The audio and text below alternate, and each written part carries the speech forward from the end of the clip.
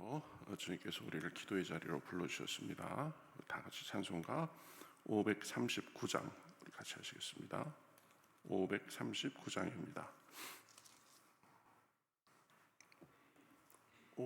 539장 너 예수께 조용히 나가 같이 찬송하겠습니다.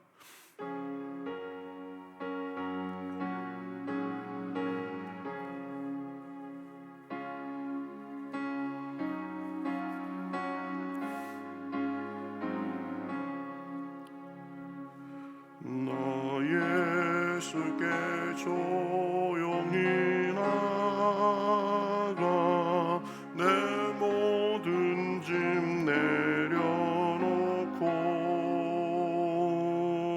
주 십자가 사랑을 믿어 죄사함을 너 받으라.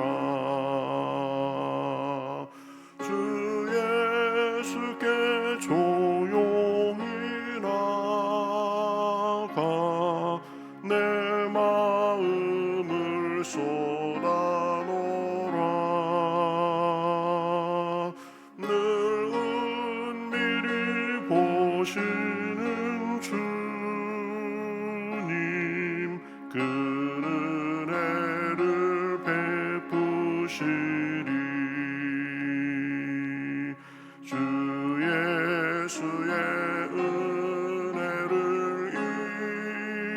입어 내 슬픔이 없어지리. 내 이웃을 늘 사랑하여 너 받은 것 거저주라. 주 예수께 조용히 나가 내 마음을 쏟아놓으라. 늘 은밀히 보시는 예수 그 은혜를 베푸시리. 주 예수를 친구로 삼아 늘 내 옆에 모시어라. 그 영원한 생명샘물에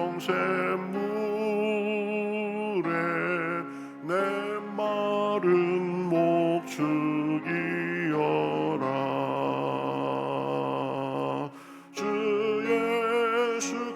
조용히 나가 내 마음을 쏟아놓으라. 늘 은밀히 보시는 주님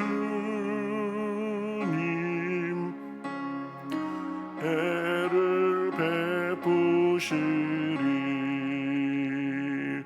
너 주님과 사귀어 살면 새 생명이 넘치리라. 주 예수를 찾는 이 앞에 참 밝은 빛 비추어라. 주 예수께 조용히 나가 내 마음을 쏟아놓으라. 늘 은밀히 보시는 주님 그 은혜를 베푸시리.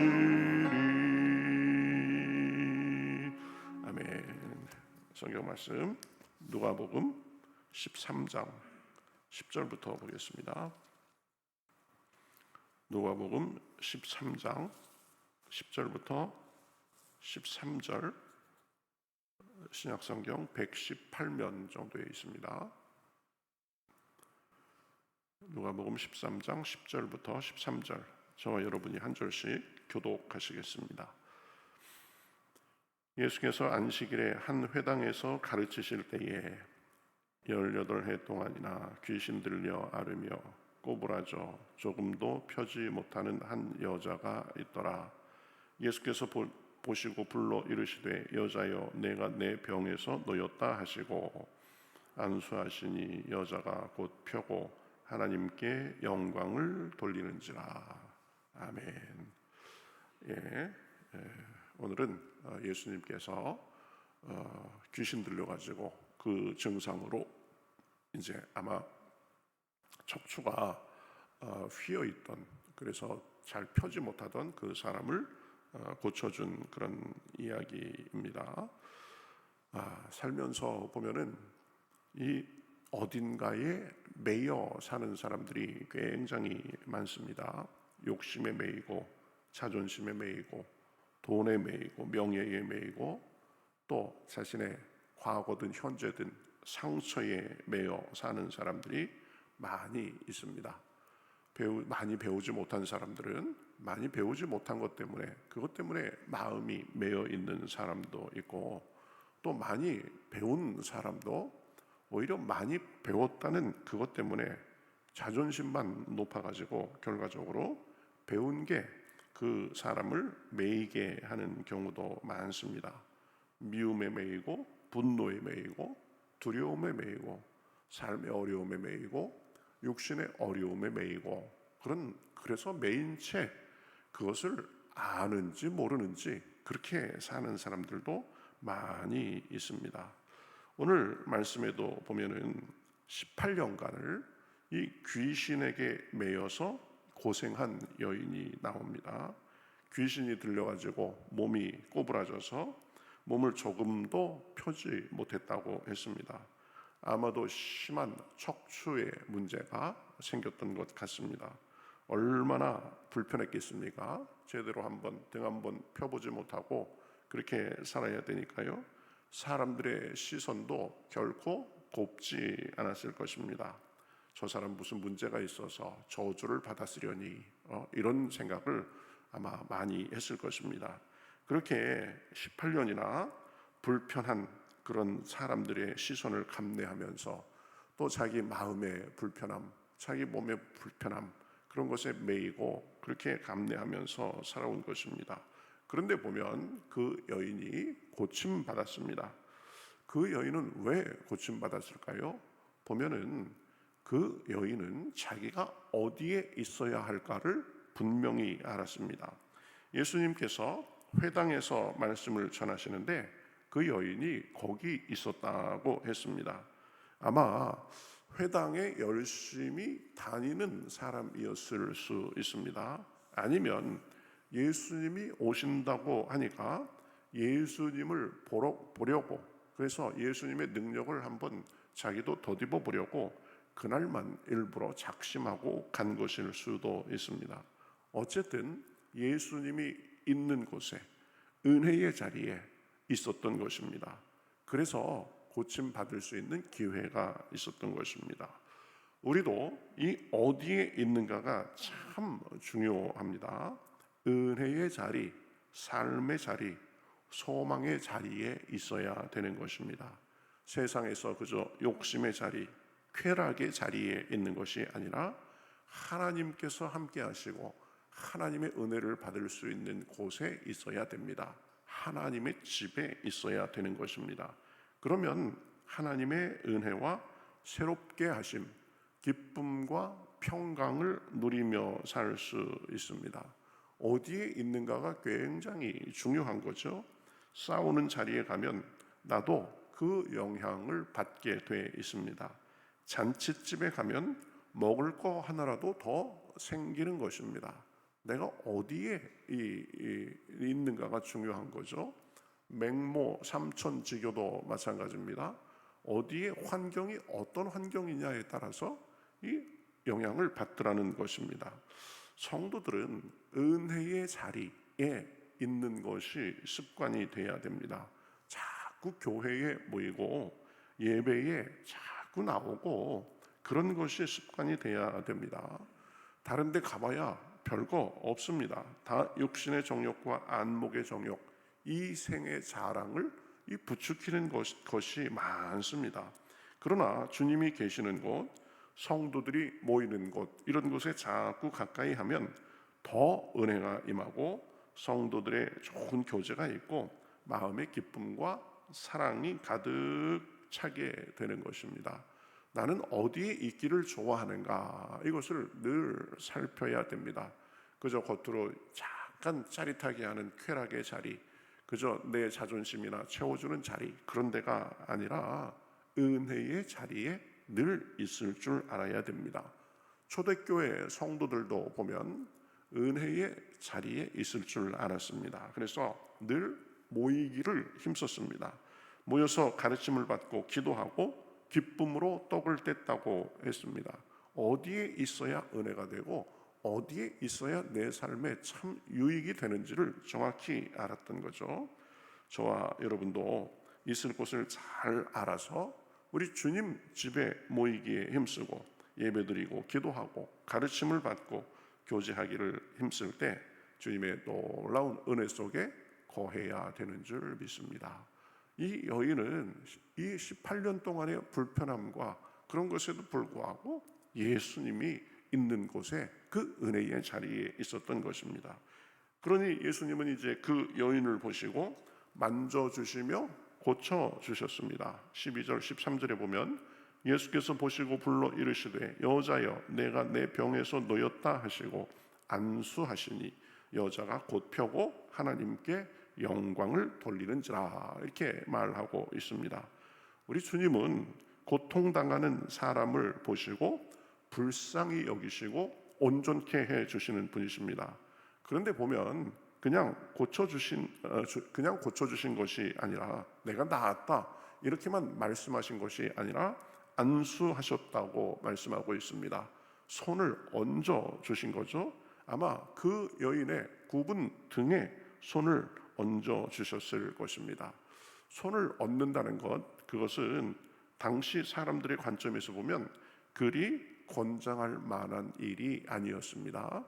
특별히 당시 사람들은 불구라든지 아니면 몸에 이상이 있는 사람들을 그저 뭐가 문제가 있어서 그런 것이다 그렇게 생각한 게 아니라 종교적인 관점에서 봤습니다. 그래서 저주를 받거나 불결한 것으로 그렇게 봤습니다. 그래서 가까이 하려 하지 않고 오히려 그들의 신체를 접촉하면 자신들도 불결해진다고 그렇게 생각했습니다. 그래서 그런 사람들과 접촉을 극도로 피한 거죠. 그러나 예수님은 당시 사람들의 그러한 생각에 구애받지 않고 그 여인을 불쌍히 여기는 마음으로 그 굽은 곳에 손을 대시고 고쳐주신 것입니다. 예수님은 바로 그런 분이십니다. 사람들의 눈과 인습에 매이기보다 어려움 당한 사람, 고난 속에 있는 사람을 보시고 불쌍히 여겨주시고 만져주시고 고쳐주시는 분이십니다. 사람들의 눈이 어땠든 그 사람을 불쌍히 여겨주시고 그 아픈 곳에 손을 얹어서 낫게 하신 거죠. 예수님은 부모가 자기 자식을 만져주심을 바라고 예수님께 자기 아이들을 데려오자 그들을 만져주시고 안수해 주셨습니다. 난 어린아이 같이 지금 그렇게 하찮은 아이들을 내가 만져주고 할 시간이 없다 이렇게 하지 않고 친히 이렇게 만져주시고 안수해 주신 거죠. 사람들이 접촉하거나 같이 있기를 극도로 꺼려서 사람들과 한 동네에 살지도 못하고 따로 외딴 곳에 살면서 혹시 사람들이 모르고 자기에게 다가오면 멀리서부터 크게 부정하다, 부정하다, 나는 부정한 사람이다, 나에게 가까이 오지 마라 하고 그렇게 외쳐야만 했던 나병 환자를 보시고는 손을 내밀어 그에게 대시며 나병을 고쳐주셨습니다. 자꾸 만져주시는 것입니다. 불쌍히 여겨주시는 것입니다. 사람들이 어찌 생각하든 부정하든 뭐든 가리지 않고 그 사람의 입장에서 만져주시고 치유해 주신 것입니다. 변화살에서 아주 영광스럽게 변한 예수님의 모습을 보고 심히 두려워 엎드러져 있는 제자들을 보시고는 한심하다 그러지 않으시고 그들에게 손을 대시며 두려워 말라고 위로해 주셨습니다. 사람들이 귀먹고 말을 더듬는 사람을 데리고 나오자 예수님은 그 사람의 들리지 않는 양귀에 손가락을 넣으시고 굳어버린 혀에도 손을 대시면서 에바다 하시면서 온전케 해 주셨습니다. 열려라 그래가면서 하신 거죠. 그냥 나아라, 그냥 말로만 열려라 하실 수도 있는데 사랑으로 만져주시면서 고쳐주신 것입니다. 앞을 보지 못하는 사람도 눈에 손을 대시며 고쳐주셨습니다. 병들고 고난당하고 두려움에 떠는 사람들을 불쌍히 여기시고 만져주시고 고쳐주신 것입니다. 오늘 이 시간 우리도 주님께서 그렇게 만져주시고 고쳐주시고 새롭게 해주시는 줄 믿습니다. 주님은 우리를 불쌍히 여겨주시고, 그렇죠? 나는 너희가 불결하다, 너희하고 나하고는 차이가 많이 나는 급이 다른 존재다 이렇게 하지 않고 오셔서 불쌍히 여겨주시고 우리를 만져주시는 분이십니다.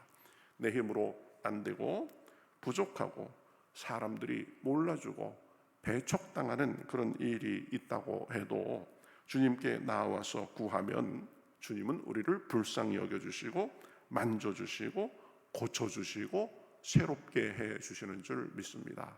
마음에 새 소망을 주시고 우리 영혼에 성령의 은혜를 부어주시고 우리 몸도 더 강건하게 해주시고 우리 삶도 온전케 해주시는 것입니다.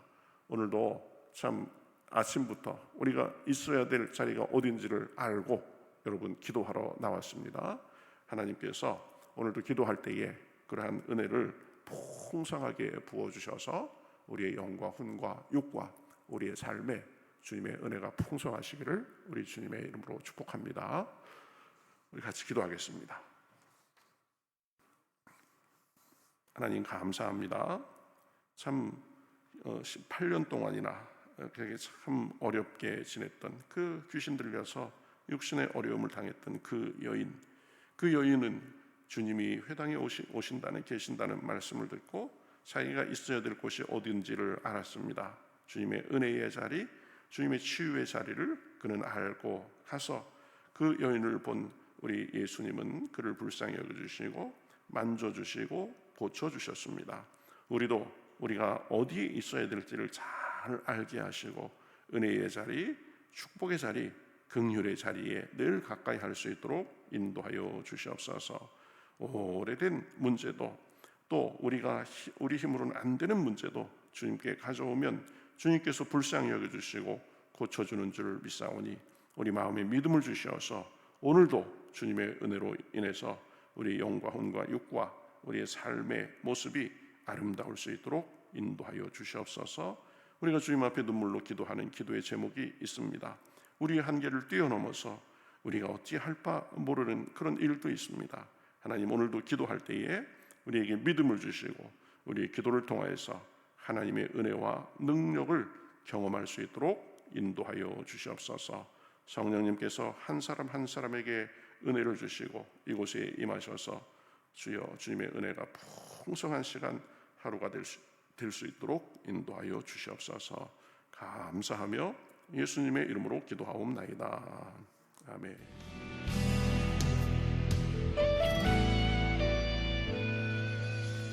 주님 말씀하시면 내가 나가리다. 주님 뜻이 아니면 내가 멈춰서리다. 나의 가고 서는 것 주님 뜻에 있으니 오 주님 나를 이끄소서. 주님 말씀하시면 내가 주님 뜻이 아니면 내가 멈춰서리다. 나의 가고 서는 것 주님 뜻에 있으니 오 주님 나를 이끄소서. 뜻하신 그곳에 나 있기 원합니다.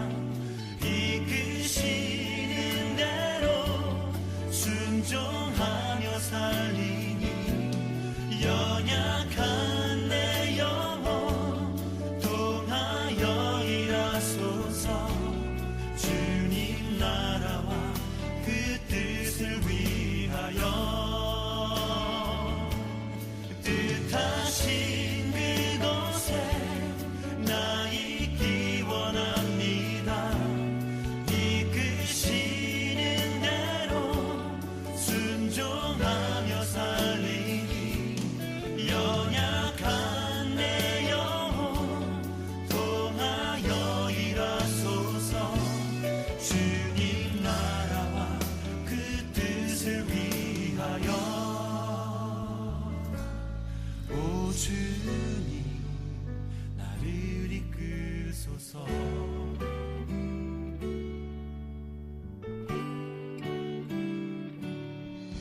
주님 말씀하시면 내가 나가리다. 주님 뜻이 아니면 내가 멈춰